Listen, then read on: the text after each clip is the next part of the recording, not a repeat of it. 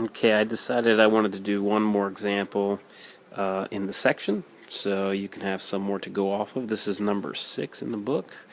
They talk about two runners, one runner running due east to a town and the other runner running due south at twice the speed of the first. So again, always draw your diagram.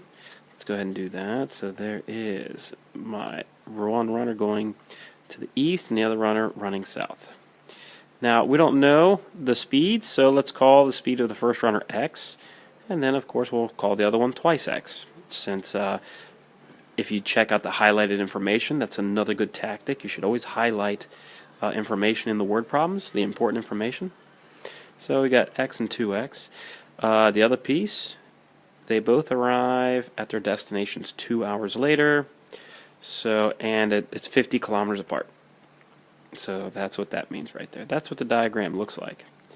Now, obviously, we want to find the average speed of each runner.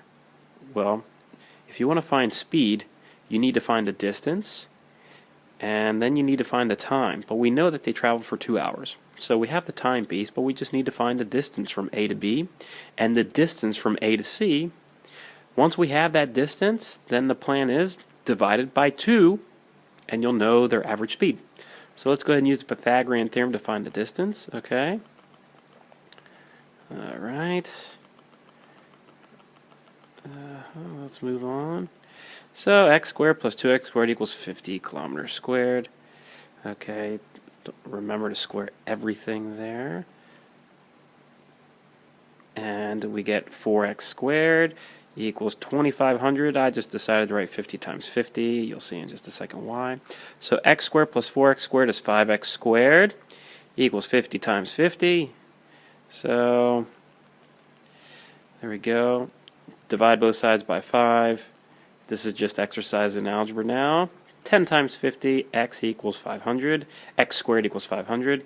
Take the square root of both sides, x equals square root of 500. And if we write it in simplest radical form, it's 10 squared root of 5. The decimal approximation, I forget. I'll look it up in just a second. So if x is 10 square root of 5, then 2x is 20 square root of 5.